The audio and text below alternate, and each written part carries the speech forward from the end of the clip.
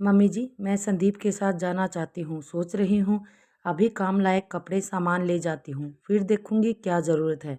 अगर और किसी चीज़ की ज़रूरत हुई तो फिर दोबारा ले जाऊँगी। आपने पिछली बार कहा था ना, इसलिए पूछ रही हूँ। सास, बहुत शर्म नहीं आती? अभी तो तुम्हें 3 महीने ही हुए हैं यहाँ रहते हुए। क्या तुम्हारी सास में कांटे लगते हैं?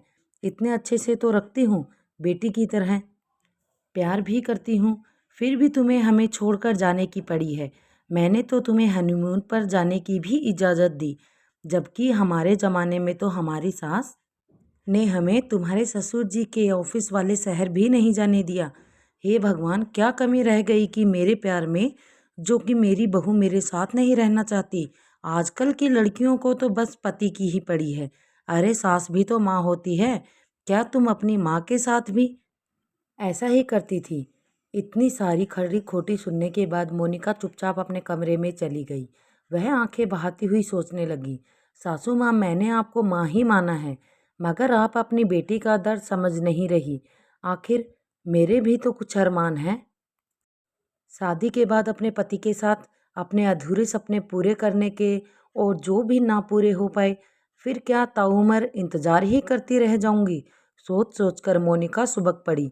इतने में पति संदीप कमरे में आया और मोनिका को गले लगाते हुए बोला, देखो थोड़ा समझो, मेरी माँ इतने सालों से अपनी बहू का इंतजार में पलके बिछाए बैठी थी। कोई बात नहीं जो तुम इस बार मेरे साथ नहीं जा पा रही हो, कोशिश करूँगा अगली बार तुम्हें लेकर ज़रूर जाऊँ। तुम समझ सकती हो, मैं सामने से माँ को यह नहीं बोल सकता कि मैं तुम्हें लेकर जाना चाहता हूँ। संस्कारों में बंधा बेटा अपनी पत्नी को अपने साथ ले जाना चाहता था, मगर माँ के आगे चुप था। मोनिका और संदीप की शादी को 3 महीने होने को आए थे। संदीप दिल्ली में नौकरी करता था। दबी जुबान में मोनिका ने अब दूसरी बार अपनी सास से जाने की बात कह रही थी, मगर वह है कि अपनी बहू को अपने बेटे के साथ जाने की इजाज़त ही नहीं दे रही थी। वाह नीलम, तेरे तो बड़े ठाठ हैं।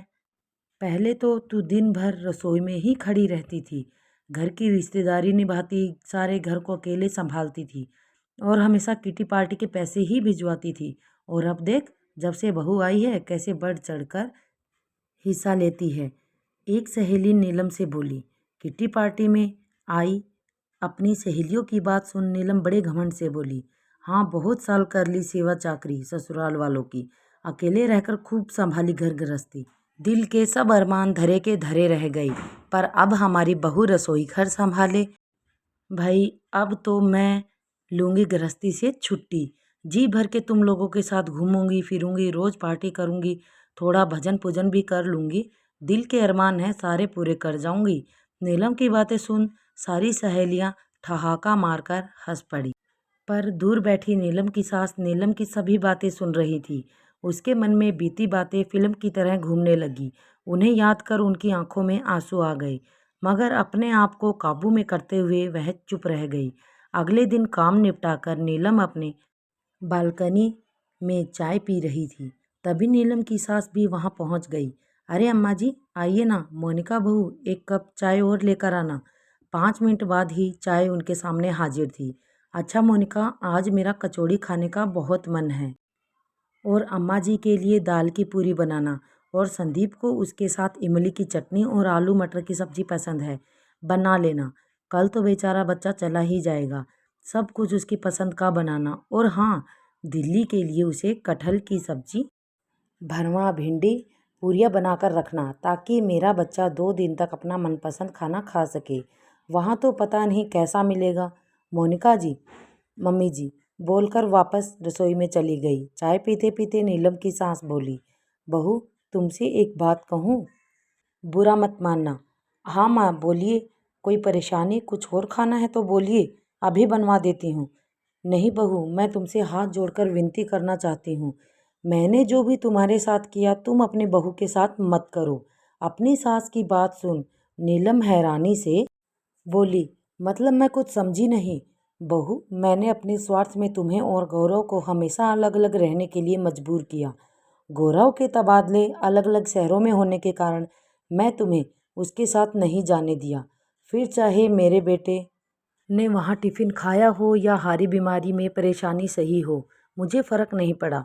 मैंने अपने आराम के चक्कर में तुम्हें घर गृहस्थी में फंसा कर रख दिया। तुम्हारे वह सुनहरे दिन मैंने बर्बाद कर दिए। यहाँ अपने तीनों बेटियों की सेवा रिश्तेदारी करवाती रही। बच्चे को भी तुमने अकेले ही बड़ा किया। समय के साथ धीरे धीरे तुम्हें आदत हो गई, मगर मैं जानती हूँ यह आदत बनाने के लिए मैंने तुम पर कितने अत्याचार किए। तुमने कितनी बार कहा कि कुछ दिनों के लिए मैं चली जाती हूँ, और मैंने तुम्हें कभी नहीं जाने दिया। और मुझे अच्छी तरह से पता है मैंने पूरी तरह गलत किया।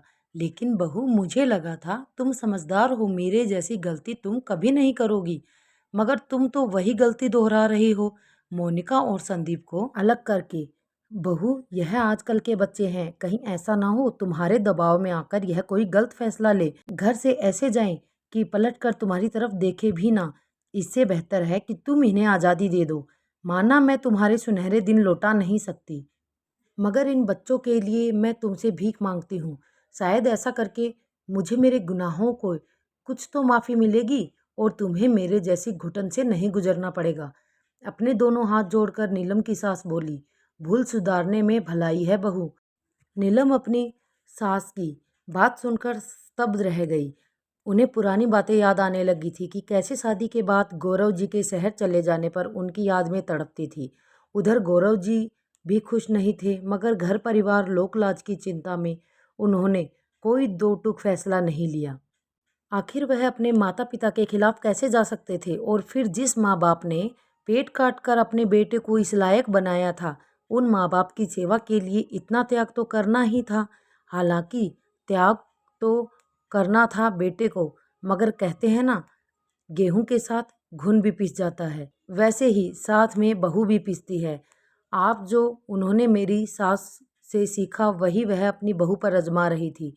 उनका सोचना भी सही था कि बहू बन के बहुत काम कर लिया, अब सास बन के कुछ आराम मिले या फिर बदला। नहीं नहीं, मैं इतनी सेल्फिश कैसे हो सकती हूँ? अपने बेटे बहू के साथ अपनी कहानी कैसे दोहरा सकती हूँ? वैसे भी मैंने बहुत देर कर दी, मगर अब और नहीं, बोलकर उठ खड़ी हुई। अगले दिन सुबह सुबह मोनिका रसोई में चाय बनाने आई तो देखा नीलम सुबह रसोई में चाय नाश्ता बना रही थी। अरे बाप रे, मुझे उठने में देरी हुई क्या मम्मी? आप क्यों परेशान हुई? मैं अभी करती हूँ, आप सब छोड़िए, जाइए पापा को अखबार देकर आइए। नहीं बहू, तुम जाओ, अपना जाकर सामान बांध लो। सामान बांध लो? मगर क्यों मम्मी? आश्चर्य से मोनिका बोली। आज शाम तुम भी संदीप के साथ दिल्ली जा रही हो, मगर कल तो आपने, हाँ कल मैंने मना किया था, आज मैं कह रही हूँ, तुम अपनी सास की बात मानना चाहती हो या नहीं? झूठ मूठ का गुस्सा दिखाते हुए नीलम बोली। जाने की बात सुनकर मोनिका खुश होकर अपनी सास के गले लगते ही बोली, मम्मी जी आप बहुत अच्छे हो, मैं 2-4 दिन में ही लौट आऊँगी। ऐसा किसने कहा तुमसे? तुम संदीप के साथ दिल्ली में ही नई गृहस्थी बसाओ। अब मैं वहाँ घूमने फिरने आया करूँगी, और देखूँगी तुमने सब कुछ अच्छे से संभाला है या नहीं। और हाँ, तीज त्योहार पर तुम्हें यहीं आना होगा। जी मम्मी जी, बोलकर मोनिका पैकिंग करने चली गई। शाम को नीलम और गौरव ने संदीप और मोनिका को विदा करके सोच रहे थे कि वो बहुत बड़े पाप से बच गए जो उनके हाथों होने वाला था। नीलम की आंखों में अब खुशी के आंसू थे। तो दोस्तों, कैसी लगी आज की ये वीडियो? अगर वीडियो अच्छी लगी हो तो लाइक करें, कमेंट करें, शेयर करें, और जिन्होंने अभी मेरे चैनल को सब्सक्राइब नहीं किया वो जल्दी से जाके चैनल को सब्सक्राइब कर दें। Thank you.